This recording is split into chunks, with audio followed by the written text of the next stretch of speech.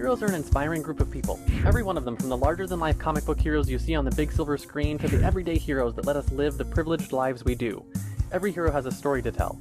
The doctor saving lives at your local hospital, the war veteran down the street who risked his lives for our freedom, the police officers and firefighters who risk their safety to ensure ours. Every hero is special and every story worth telling, but there is one class of heroes that I think is often ignored. The entrepreneur, the creator, the producer, the ones who look at the problems in this world and think to themselves, you know what? I can fix that. I can help people, and I can make a difference. Then they go out and do exactly that by creating a new product or introducing a new service. Some go on to change the world, others make a world of difference to their customers. Welcome to The Hero Show. Join us as we pull back the masks of the world's finest heropreneurs and learn the secrets to their powers, their success, and their influence, so you can use those secrets to attract more sales, make more money, and experience more freedom in your business. I'm your host, Richard Matthews, and we are on in 3, 2, 1. Okay, hello and welcome back to The Hero Show. My name is Richard Matthews, and I'm here live on the line with Kedma Ough. Kedma, are you there? Yes, I am. Awesome. Glad to have you here. So let me do a quick introduction here for you before we get into anything else. We've got, you're one of today's most respected authorities on business funding and entrepreneurship, and nationally recognized business coach, small business administration award-winning small business champion. And you've got a book coming out this week, you said, called Target Funding, Yes. which I guess helps you obtain funding even if you've faced bankruptcy and exhausted other avenues. And that's specifically for like business funding? Yes, specifically business funding. So in every facets of business funding, yes.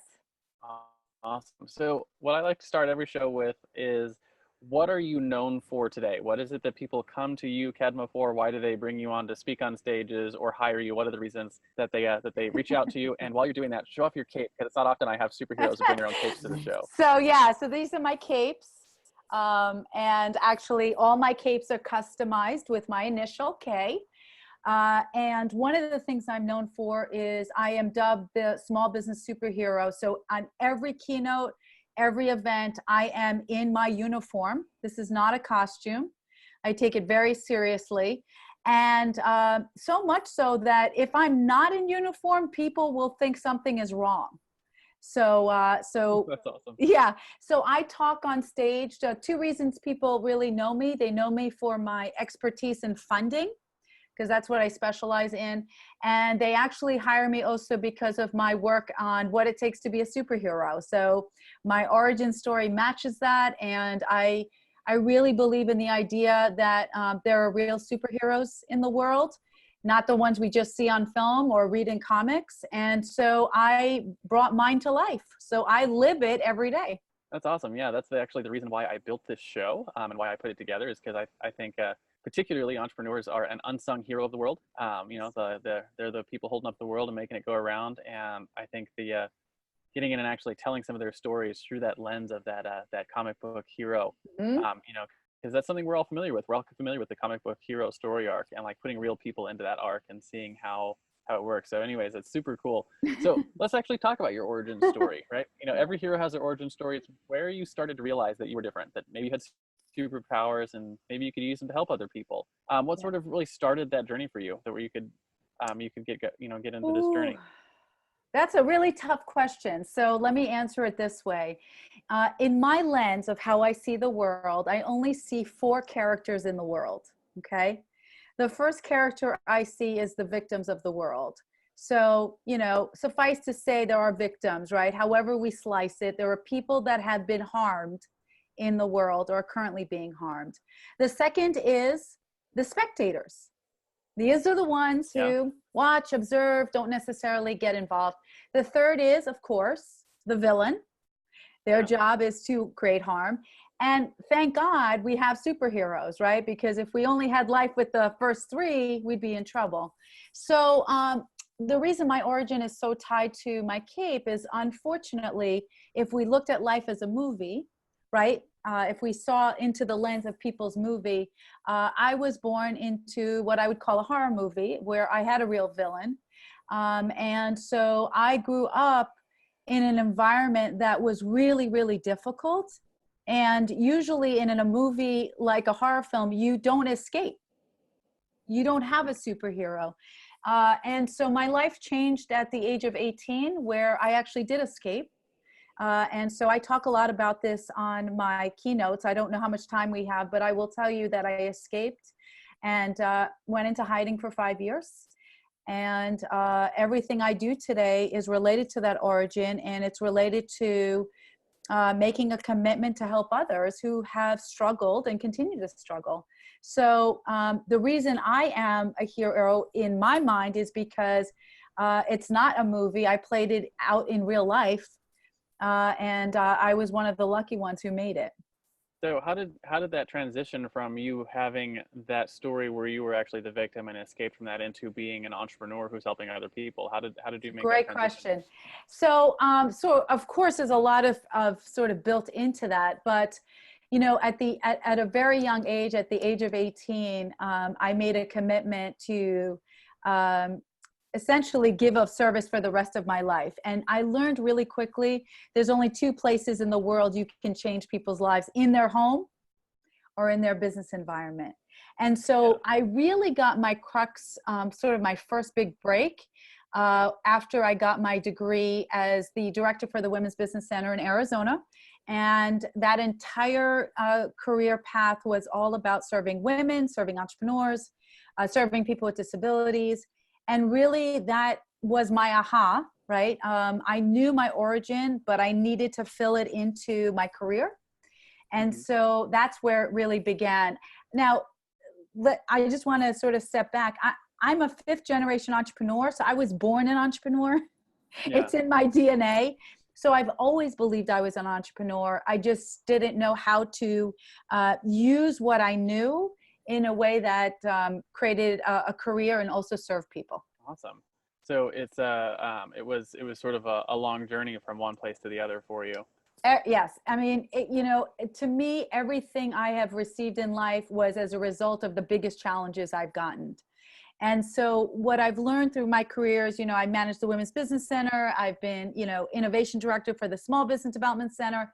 But it doesn't matter. In every single career, the one crux is very simple. One, it has to be entrepreneurship because that's what I love. And two, it's helping people break through barriers so that they can be successful. So I'm the kind of person who, when a barrier is in front of me, I'm ready to fight.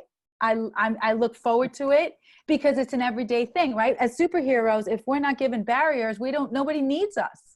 Yeah, we don't have a reason to do we don't what have we right. do if we don't have. Right. We're problem solvers. Give us problems to solve. Exactly.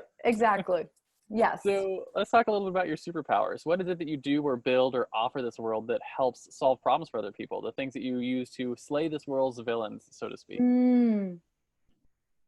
I think I have the ability to master truth really quickly.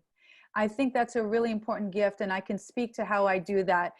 Truth and simplifying things. I think in our world where we over communicate, we lose translation, right? It's like this gobble, cloudy, nobody knows what anybody's really saying.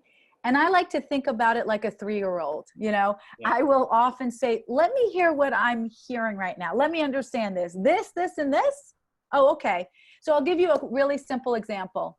As far as my slaying, I had a situation happen where a coach called me who was having a challenge with a client. And he says to me, I need to set up a meeting with you because we don't know what to do with this client. I said, what's the matter? Well, this client was paying someone under the table and this person got hurt, but they don't know why workman's comp didn't cover it. Mm-hmm. And they want to know, you know, how they can get workman's comp to cover it because, you know, they can't afford to pay for this medical bills. So this is what I said. Okay, let me understand. The client is paying someone under the table. Is that correct? Yes. He says, oh, but the client didn't know that. I said, did the client know what the term under the table is? He said, yes. Okay. So they were paying under the table. They understand the term. And then the person got hurt and they want to know why workman's comp doesn't help them. And all of a sudden the coach says, you just answered my question, didn't you? I said, exactly. Because I said it in a very simple way without putting all these little, you know, information behind it. pull all the story out and just get the actual, like, here's Just the the reality. facts. Here's the reality. So the other Yeah. thing I do is I call it putting the cookies on the lower shelf. yeah, yeah, I love that. So I lower that translation in funding. People make all this confusion in the funding world, around loans and criterias and investment. And all people want is money. They Yeah, it's just pretty want to simple. Just give me the money. Show me where it is. just show me the money. And so, so I really like to break it down in a way that matches their communication style and gives them what they need. So when it comes to funding, do you just on that side of the business, is it something that you just teach, or do you actually come in and into someone's business and help them acquire funding? Where does that business come in? Yeah. So twofold. One is I love to teach because it's better for me to teach you how to create your own. But at times I do work with clients where I develop the report. In the teaching aspect, I literally teach people how to find what I call hidden money. And my context from that is every single day, there's a funding party going on every single day. The problem is you're not invited to the party. And sometimes my clients say, well, I want to crash the party. I go, how do you crash a party you're not invited to and you don't even know exists? Yeah. You have to know where it exists to crash the party. So the first thing I do is I bring them into the world so that they can understand how to target funds specific for them, and then decide which funding party do they want to join. Do they want to join the grant party, the resource party, the contract party, the equity party? Because there are parties happening every day, but people don't understand how to play in the parties. Yeah, and you have to decide like which type of funding has which type of impact on your business. You nailed it. And I just hearing the words from some of those things, like if you're talking equity party, that's where you're like, someone is going to take an equity position in your business in exchange for funds, versus like a grant probably has some sort of like, requirement, potentially, right? So like there's different gives. Yes. And to your point, I live in the world of grants and resources. And my philosophy is simple. I would rather offer you an opportunity to apply for funds that you don't have to repay back. That's the definition to me of grants. You don't have to repay the full amount of money or or you're getting subsidy. I'd rather that than me offering you debt, which is what a loan is, or equity where you're losing a percentage of shares. So if I can get you funds without you repaying back or without you having to pay out, that gets me excited. So, and you're generally helping businesses get working capital and things like that? All over the map. It all depends where a client's at. I help people at pre-seed. So if you're at research and development and you say, I have an invention, I have no idea how to pay for the patent search or the patent process, that's pre. If you're at the startup phase and you're looking at things for working capital, yes. If you're at the expansion phase, I need jobs, I need to buy my own office, then we can help at that level as well.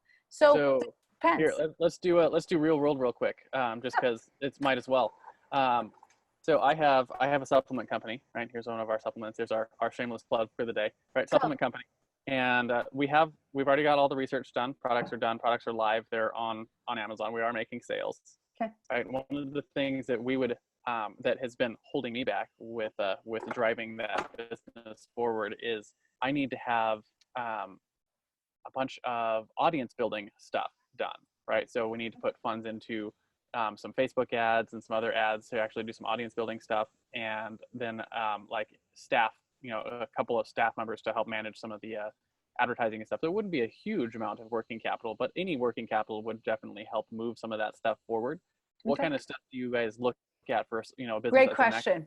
Yeah. So first I would do a deep dive on your variables, because everything is built on variables. So I'd have to first look at where you're located, right? So we know you're located, well, you're traveling around. So let's suppose you're stationed. You say you're located in Florida.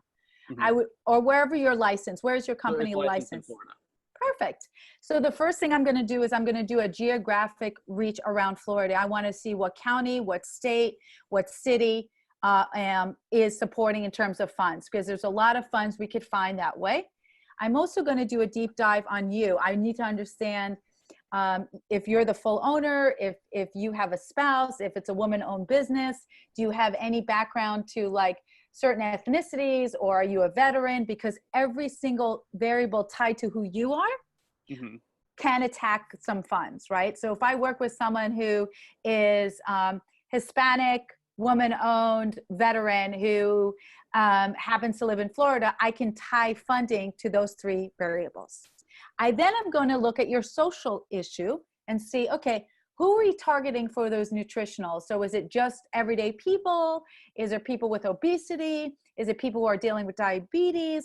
Because if you tell me that there are certain people you're marketing, then we're going to go after funds related to the social impact. So there could be funds set aside for people who are diabetic, and maybe there's some research dollars or marketing dollars to support that category. So I would look at, what is your social cause to this product? Is it just for mass market? Are you going after women? Are you going after people who have diabetes? Are you going after people with obesity? Because there are funds associated with social causes, right? So we would look at, like, as an example, one of the things that we do is we donate to Vitamin Angels with every purchase, right? And that goes towards what do you call it? The vitamin A deficiency across the world. Bingo. Okay. So now we want to look at that and say, okay, what other causes are tied to that? Because there's funding tied to those causes that you don't know about yet, that we can circumvent to support your cause. The other thing I would look at is your strategy for that. You said you needed a focus group. Then you said ads.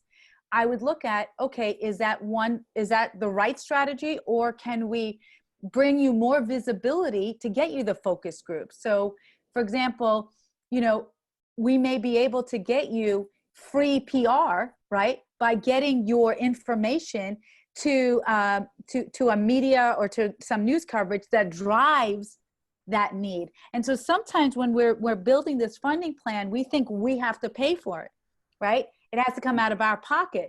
That's not how funding works. Funding is looking at every single variable you need, determining, do you have to pay for it, or is there an alternative, or what resources are available, or can we subsidize it? So I would look at all of those variables, and then we would target the funds for it. That's interesting. So, and do you also have to like know how much funds you're looking for? Absolutely. You have to know how much funds, because, I want you to imagine that funding is like a pizza pie, because everybody has seen or eaten pizza. Most people see funding as the entire pie. I need to do a loan. I need to do equity. I look at the pie as 12 slices. So if we took your need of $100,000, I'm going to say, where does the $100,000 fit into the 12 slices, right? So maybe 20,000 is coming from grants, 15,000 is coming from procurement, 10,000 may be coming from some kind of response to the marketing. So we divvy up not only based on variables, but based on the needs, and then we target the funds that way. So you absolutely have to do that. And one of the things we put in my book is creating your needs by order of priority. What do you absolutely need first? Because that's what we want to target first.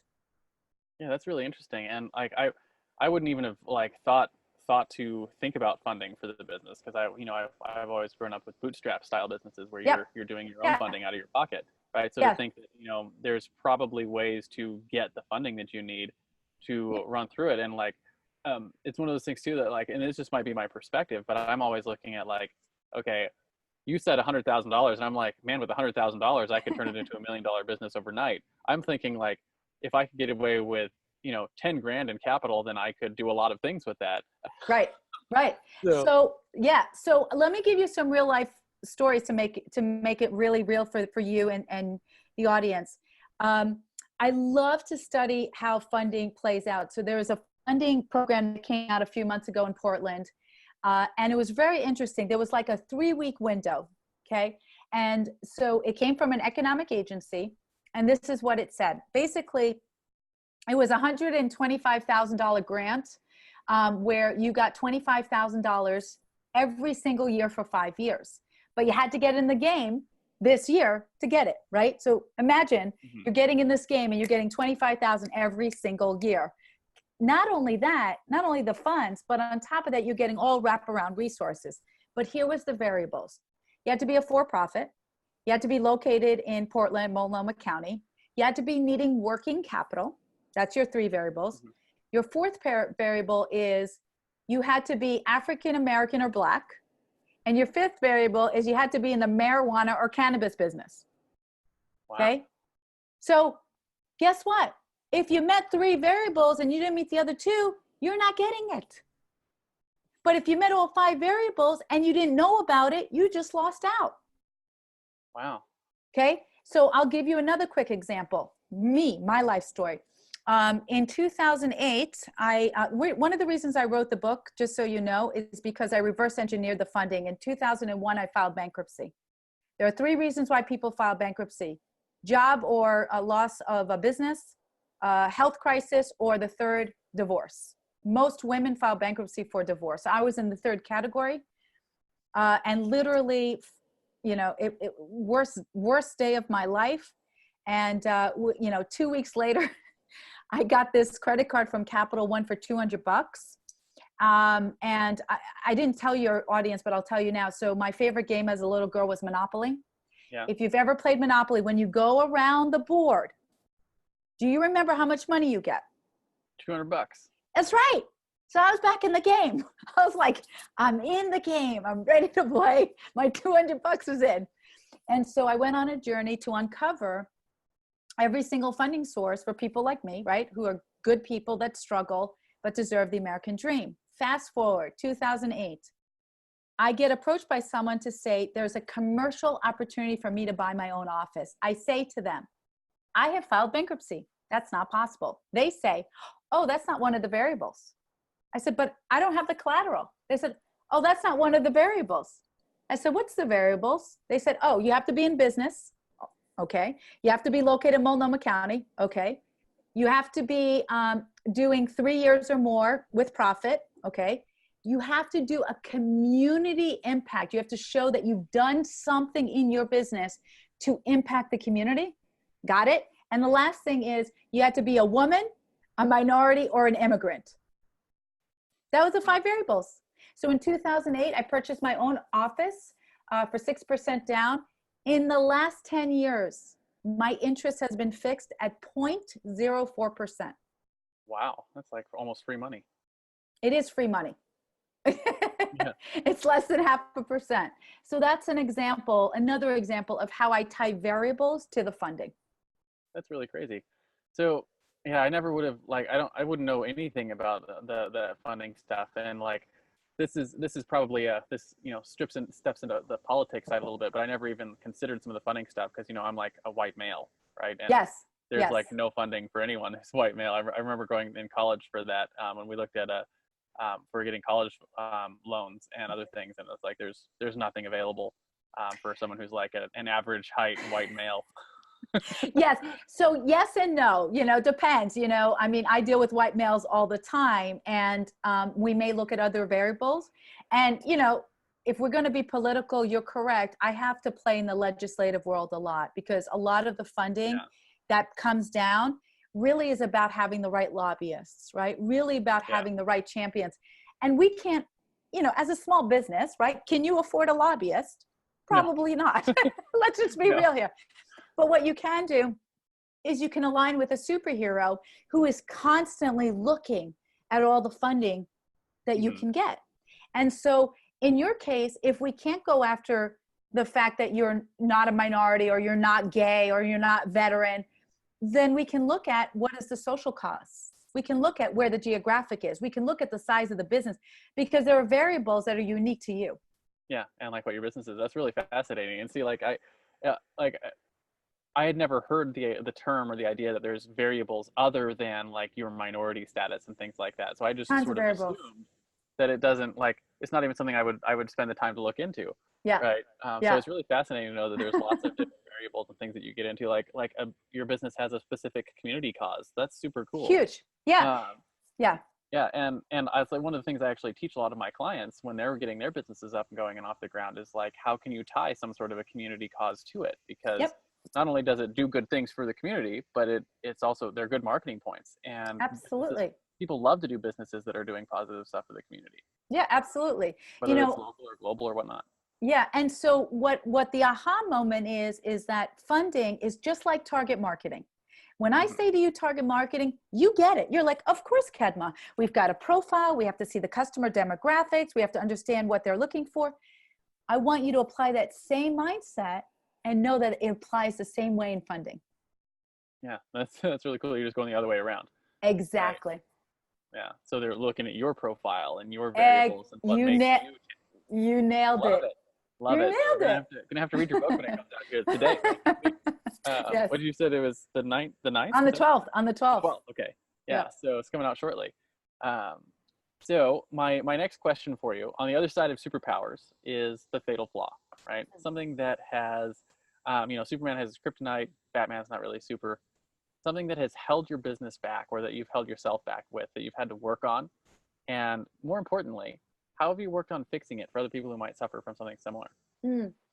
My fatal flaw, because I speak in truth, is I believe people. Yeah. I honestly, my husband, if you met him, he doesn't really believe in people. Although I would challenge it, but he will constantly, he will require them to earn his trust. I don't require that because I believe people are face value. And one of Mhm. the lessons I learned was in one of my earlier businesses, I ran a daycare. Because I have 3 boys and I did the math and it was too expensive to go to daycare. So I started my own daycare. Absolutely. And I did everything right. I hired someone, I paid for their living, literally living expenses. So they had rent-free, living wages, everything they wanted. And I entrusted them because they were managing the daycare because I had another business. And they embezzled $35,000 from me. It took me about 3 months to realize it. It was so significant in my business that I had to close the business. The interesting part is they had figured out a legal loophole where I could not sue them for the money. And when I worked with the detective said, this person was so sophisticated that legally you cannot get the money back. I said, but I paid them. I paid them full time. They said, you're absolutely right. On paper, you've been embezzled and you cannot go after the money because of the loophole that they knew about. Wow. And it was devastating for me. I mean, I cried and cried and cried. I cried. Actually, it's really, it's very emotional right now. I'll tell you why I cried. I cried because I had given that person so much. I had lifted them up from poverty. And not only was it someone who harmed me, it was another woman who harmed me. And I couldn't understand in my mind why another woman would harm me. I couldn't understand it. And so I had to really step back and I still believe in people. I will never allow someone who's harmed me to taint other people. But now I have very clear boundaries and systems in place so that that never happens again. Yeah. And I know it's a hard thing to deal with for, because I'm the same way. I tend to trust first and ask questions later. Um, and it's a great positive mindset and skill to have because it lets you move quickly, Yeah. right? If you Yep. can, if you Yep. can, because it's one of those things. It's a double-edged sword because when you trust first and ask question later, you can make decisions quickly, you can move quickly, you can do things fast, and money loves Yes. speed, and Yes. entrepreneurship loves speed. So it's a great Yes. skill to have, but Yes. you have to temper it a bit, or Yes. other things can happen. Like what happened to you, I had something similar. I had it was sort of a partner, and I say partner because I had some of this tempering stuff in there already, where it Yeah. was we didn't have a legal partnership set up. We had a contractor contractee relationship set up where there was a pay for performance in place. So monetarily, it looked like a partnership, but legally, it wasn't a partnership, which is great. And he was using the systems and stuff. Found out he got the wagon with drugs and alcohol, and started using the systems we had set up in his business to embezzle funds from his clients, and stole something like $30,000. And when the detectives knock on the door and they're like, "Hey, what do you know about all this?" And it's like, whatever you want, I've got all of it. Right? Yes. You can have access to all the details and all the data and everything that we collected. So like I've been there, and it's rough, but it's rough. Yeah. Luckily, there was nothing that he had done damage to me or my business. It was just his own business that he damaged, and I was able to sidestep that. But yeah, it's like someone that you trust, and that trust. I trust them. We were friends. Like our kids had played together, that kind of stuff. And then, his was less of an evil and more of a he'd gotten himself back into drugs and alcohol, and you make poor decisions when you do that. Mm-hmm. But it's the same kind of thing. Yes. Yeah. And so I would say that's my flaw. I do trust everyone. And because of that, I move through business very fast. I get through a lot of red tape because I believe in people, but yeah, so that's a painful lesson. Absolutely. So talk a little bit about your common enemy, right? So the way I like to think about the common enemy is your clients, right? If you could, when someone hires you, or they're hearing you on stage or reading your book or whatever it is, if you could go into them and use your magic wand and like erase something that is holding them back, what would that be? The common enemy is really simple. Everybody wants to have the dream, the vision of freedom, the opportunity for wealth, the opportunity for happiness. And yet they don't really believe it. Yeah. So you enter into this, and I'm a product of that. I have I said I came from a horror movie, but I live a Disney movie right now. So nobody feel upset for me. So right. I got my cave, I travel, I have a great time. I love my life. And so what I come up against consistently is this limiting belief that they face. And they're so certain of it that they sabotage their own success. And so, when I tell people that their mind sometimes does not serve them, there's a reason I say that, right? The mind does not serve them. And so usually when I come up with those people who are really stern and sure on their limiting belief, I often say this: how's that working for you? Happy? Yeah, is it giving you the result you want? Yeah. How's it working? Is it working for you? And they're like, yeah, it's not really working for me. I'm like, hey, how about this? How about I invite that you try it my way for 6 months, and if it doesn't work out, we can always go back to your life. Yeah, I like that. I call that the there's a name I have for that. I'm going to forget what it is. It's basically you're inviting them to take part in a provocative question. Like, what if for just a little while we tried it another way, right? Yes. And just see what happens. Right. And if it's good, great. If it's not, feel free to be like, oh, that was stupid. I don't want anything to do with it. Right? Yep. And then it's not a your way's wrong and my way's right, which shuts people down. It's more of a let's just explore something new together. Exactly. The other thing I would say that is the enemy is two things combined together are explosive. If they are individual, I can deal with them. When they combine, they're explosive. Ignorance and ego. Yeah. If you have ego, but you're really educated, because I have a strong ego, I'm not going to lie to you, but I have a strong ego based on foundation. Like I can be comfortable in what I know. Yeah. Right. But if I don't know something, if you throw me into a cooking class, because I'm the worst cook you could meet, I'll tell you, I'm the worst cook. I broil cakes. Don't listen to me. But when you have ignorance and ego, that's explosive. Yeah. So that's the thing I try to focus on is, making sure people can get the education they need. So they're not coming from a place of ignorance and then fear, which blocks them from being successful. Yeah. And I like that delineation too between ego and ignorance, because like there's nothing there. Ego can be dangerous if it's paired with ignorance, but ego and I like to say like arrogance sometimes, if it's earned, is really useful. Exactly. Right. Exactly. Because I'm pretty arrogance and some of the things that I'm really good at because I've earned it, and I know my way around a few things. Right. Right. And which is really great when you're in a sales presentation or when you're speaking from stage, when you're writing or you're speaking with authority. People will listen to you because you have that level of arrogance that you realize is earned. Right. This guy knows it.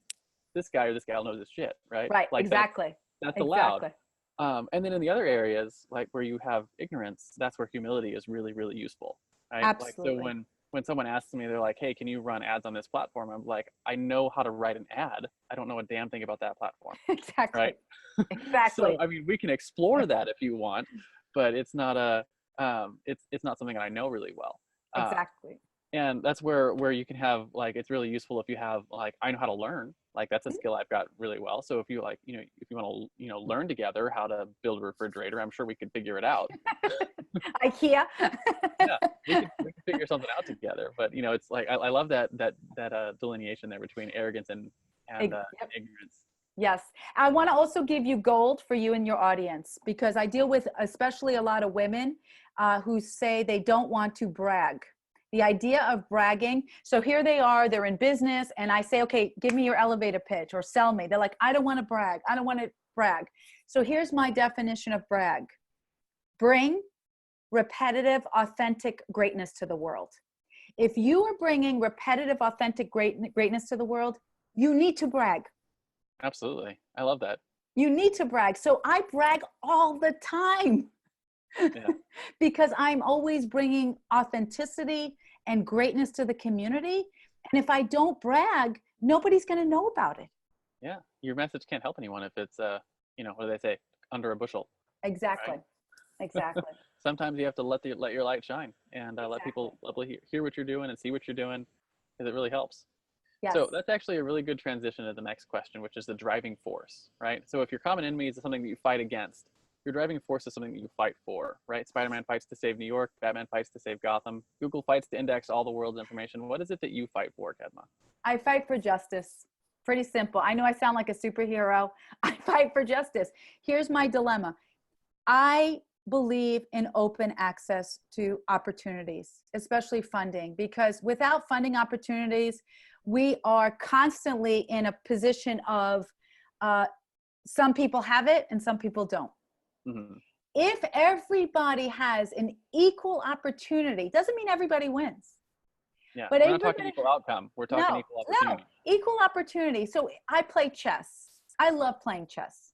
You cannot win a chess game if you don't know the pieces to the chess game. Yeah. You can't win if you don't understand how the queen works, how the bishop works. Once you know the rules, then you can have a chance to win. The problem we have in funding is most people don't know the rules. Most people don't know how the players play. And so justice is not served. If we elevate everyone with education and everybody knows and then chooses not to, mm-hmm. then my job is done. Yeah. I'm not here to chase them to do it. I'm here to teach them what they may not know. Yeah, and it's a good, what do you call it? A good way to play the game, right? Because most people, I don't know. I always like to think of entrepreneurship and business as a game that we're playing, and a lot of people are playing the game and they don't know all the rules. Right? That's right. And they learn certain sets of the rules, right? I learn how to do product sourcing, or I learn how to do HR, or I learn how to do accounting, and like there's all these things that you have to learn to successfully run a business. And funding is such a huge thing that most people, it's a cloak and dagger voodoo kind of thing, right? Yes. Like everyone looks at it and thinks it's like Google's SEO. Nobody knows what the hell's going on with Nobody SEO. knows, exactly. Nobody knows. Like, and the rules change all the time. But funding is just one of those things that if you lift the cloak a little bit, the rules probably haven't changed that much. Right. And yes. Learn what they are.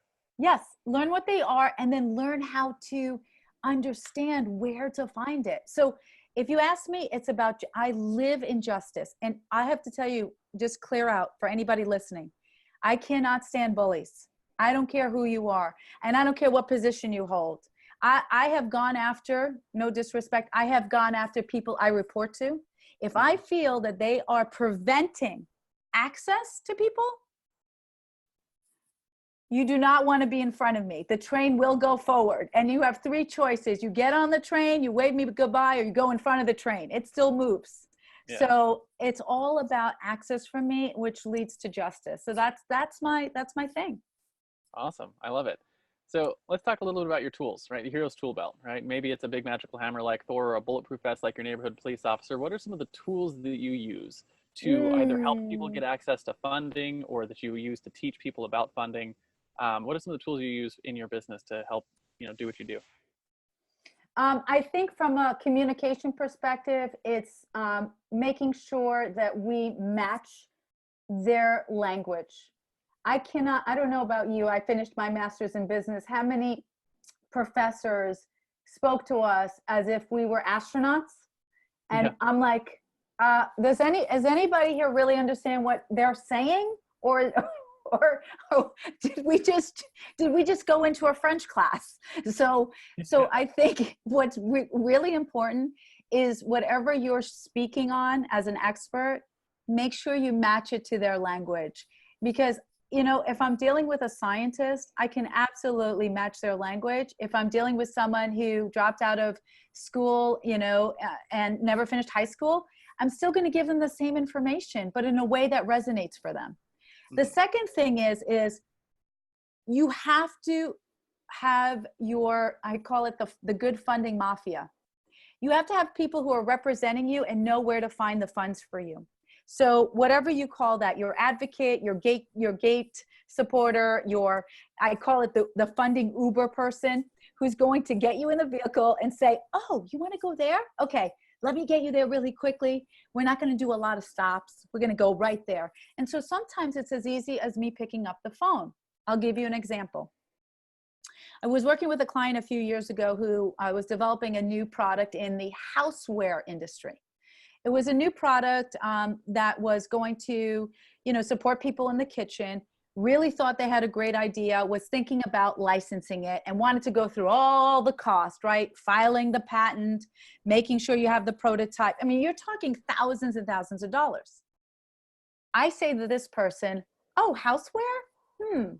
I happen to know the head of licensing for one of the largest houseware companies in the country. They review about 4,000 new houseware products each year. How about I call this person, send them your product, and have them analyze it? Okay. That to me is gold. Yeah. Because one person who reviews 4,000 in the industry is going to give more advice and more knowledge than anything this person could have done. And that's what happened. It was literally a phone call, and within 2 weeks, they were on talking to that person. How long would it have taken that person to have access to that person? Long time, especially like that. Someone like that's reviewing 12, 15 products a day. Probably never. Yeah. Right. Really difficult. So the other part is giving them access to difficult people that normally they can't reach. Absolutely.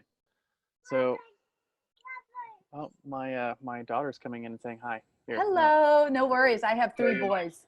Here we go. There's my toddler. You look so cute. She's coming in to interrupt the show. The Hero Show will be right back. Are you tired of trying to write webinars that don't consistently convert? How would you like to have a webinar that effortlessly created sales in your online business? You can. Introducing the Webinar Alchemy Workshop. Webinar Alchemy Workshop is an online masterclass that will help you write incredibly persuasive webinars for your online courses quickly and easily. Using what you learn in this class, you can build a webinar that educates your entire audience while still creating sales. For a limited time, you can purchase this masterclass for only $7, and you'll get the exact framework I've personally used to help my clients sell more than $1 million worth of online coaching and training just over the last year. Simply text the word alchemy, ALCHEMY, to 444999, and I'll send you all the details. The music is by Purple Planet Music. Visit www.purple-planet.com. Interrupt the show. Back to the show. So my next question here is pretty simple, and it has to do with your own personal heroes, right? So Frodo had Gandalf, Luke had Obi-Wan, Robert Kiyosaki had his rich dad.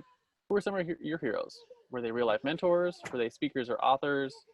Were they peers who were just a few years ahead of you? And how important were they to what you've accomplished so far? My top hero was Linda Carter, Wonder Woman. When I was going through the biggest struggles in my life, I learned one key thing that I've stuck with. I learned that no matter what was happening outside of your who you are, so anything in the external environment, whatever it was, no matter how difficult, nobody could own your thoughts. Nobody could own your thoughts. And I learned to discipline that. So I would watch her on the shows, and I would see what she would do, and I would see how she would fight for justice, and I would see how she had her little truth. She would, lasso people up and say, tell me the truth. And I embedded that so much so that in many ways I became her. And so I live like that. Anybody who knows me lives like that. And so I think that really saved me in so many ways, and also allowed me to become the person I am. That's cool. So it was actually a comic book hero who helped turn you into a hero. Yes. That's the first time I've had an answer like that. A lot of times people have, authors or mentors or coaches, something like that, but an actual superhero who really helped define who you are, which is, I think, really wonderful. Yes. And everything I have is her. So all my, every computer, all my bags, my car, every sport I do, everything. So off topic, did you like the Wonder Woman movie that came out? Look, I like Gal Gadot because she's Israeli and I'm Israeli, but nobody replaces Linda. Yeah, so I actually really enjoyed the movie. So I liked it, but I emulated who I am based on the original Wonder Woman. Mm-hmm. Cool. So let's break it home for our listeners a little bit and talk about your guiding principles. What are the top 1 or 2 principles or actions you use on a regular basis that contribute to your success and influence that you enjoy in your space? Right? Maybe ones that you wish you'd known when you started out. Now, can you give me an example so I'm clear with the question? Yeah. So like some of the guiding principles, one of the things that I hear regularly on the show is like, every day I put my things down on my journal, or I list my things out, stuff that you do on a regular basis that helps drive your business. Well, one is my mantra, so I'm about to tell you it. I don't tell a lot of people, but here we go. I say 2 things every single day when I wake up. And they contradict each other, so hold on. First thing I say is I'm the luckiest woman alive, and I really believe that. Luck finds me every single day because I believe that I am very lucky. The second thing I say right after I say that is today's my last day on earth. Okay. Now, I say that because what it does is it brings home to me that I don't get tomorrow. I only get today. Yeah. Because I believe in that wholeheartedly, I live my life as if today is my last day, and I'm careful who I surround myself with. That is huge for me. It's really like understanding that you only have now. Right? You only have now. Yeah. So many people look at their life in terms of like what my future is going to be, but every future that you imagine is not a reality. It's something that hopefully make happen, but like you only have right now. I only have today. And I will tell you right now, if I die in 5 minutes, or maybe after this podcast or audio, I am going to feel happy because I live with no regrets. I live my life as if today's my last day. I really do. Don't die while we're on there. That would be very uncomfortable for me. So this is this last episode we did. My guest died right on the show. So there you go. Okay. We're not gonna promote that. I'm just saying.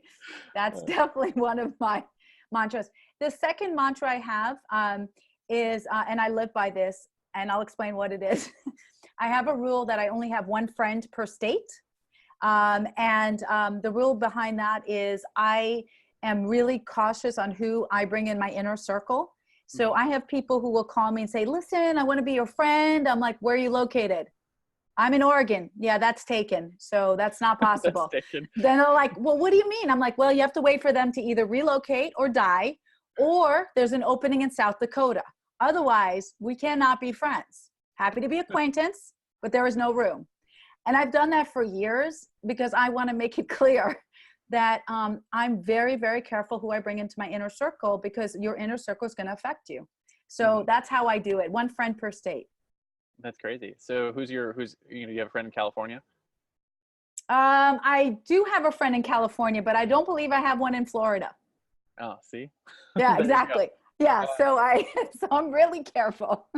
I'm just in California right now, so we can't make Yeah. sense until I go back. Yeah, to it doesn't work like that. You have to be stationed there. You can't just go back and forth.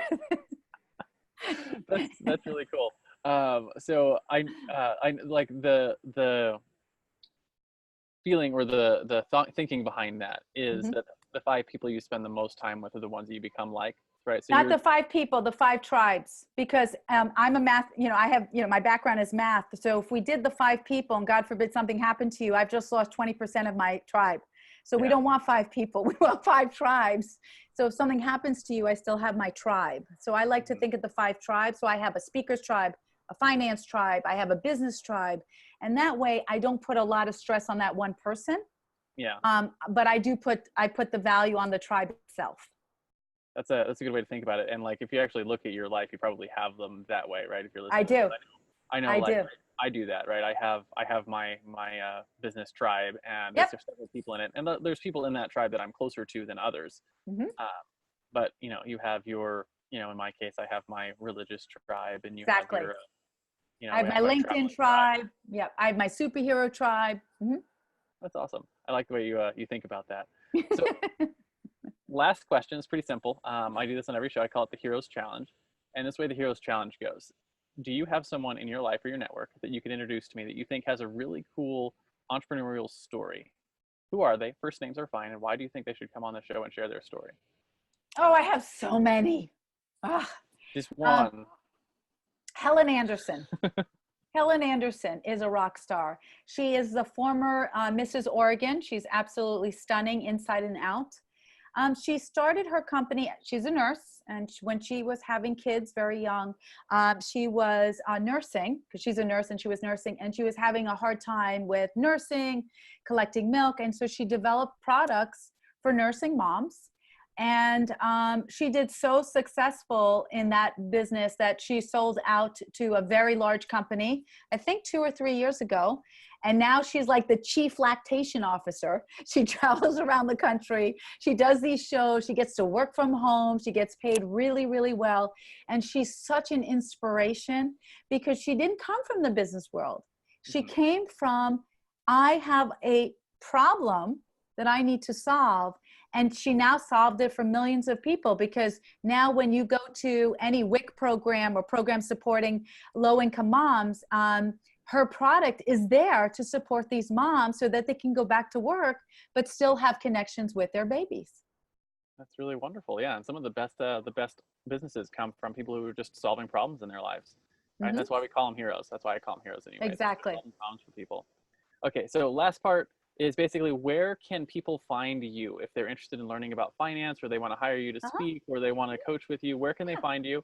Second, and probably more important, is who are the type of people that should reach out? Yes. Well, they can find me through you, of course, because I always want to honor. If you find another Kedma in the world, run. So there should just literally be one me. So you can find me on LinkedIn, just Kedma Ough, and Kedma means to move forward. Nice. You can find me on KedmaOugh.com, my website, or targetfunding.com. The kind of people who would be best for me are anyone who have visited Mr. or Mrs. Google in the last year to try to find funds and realize they can't find it. So I love clients who are, challenged right now. So anyone who is in the spectrum of saying, I would like more funds, or I'd like to understand that. And second, for speaking, because I speak all over the country, it's for organizations that are working with entrepreneurs and small businesses that would love to have a superhero on stage that makes it fun. And then I also do a lot around women organizations. So I just did a keynote for the Idaho Women's Symposium, where I not only talk about business, but I weave in programs that are specific to their demographic. So, I'm going to be speaking at the U.S. Patent Office. I just spoke at the National Hardware Show. So I weave into anything related to entrepreneurship within certain verticals. So it could be everything from science to housewares. And just as a heartfelt thank you, I do appreciate having female role models for my daughters to look up to. I have 3 daughters that I hope to brainwash into being entrepreneurs at some point in their lives. So, Yes, I love it. so anyways, it's really great to hear from other women who are doing cool things and getting on stage and inspiring young women all over the world. Yes. So thank you for that. And last thing, you have a book coming out. I Yes. think by the time this episode airs, it'll probably be available for purchase. Where can people Yes. go to find that book? What's it about? Yes. Oh, I'm so excited. So it's hitting on the 12th. So July 12th, Amazon. I'll be on a couple of TV shows this week, next week, just supporting people. So it's really about the navigation. You could literally go through the book. We have over 100 funding resources we put in the book. This is not a friends, family, credit card thing. This is, oh my God, I'm going to read the book and I can go and I can follow up with the resources today. So we'll have that available. And then people can reach out. We're also building a target funding report database. So if you're saying, God, I love the book and I don't have the time, you can come onto the site, key in your variables, and we will customize a report for you. And you can just take it and go. That's really cool. Yeah. Okay, so the name of the book is Target Funding, and we have, I assume, same kind of thing on Amazon. If they just look up Kedma Ough, they'll be able to find you. Yep. Target Funding, Kedma Ough.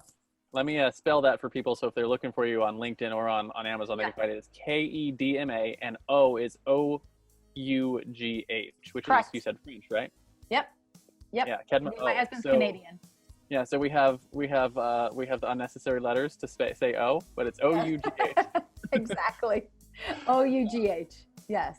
Awesome. So thank you for being on the show. It has been fantastic. I look forward to hearing from you soon. And I'll can you pre-order the book? Can I put it on my wish list? Absolutely. Absolutely. I'll go add it to my wish list so I get notified when it comes out. Yes. Cool. Well, thank you for coming on the show. I really appreciate it.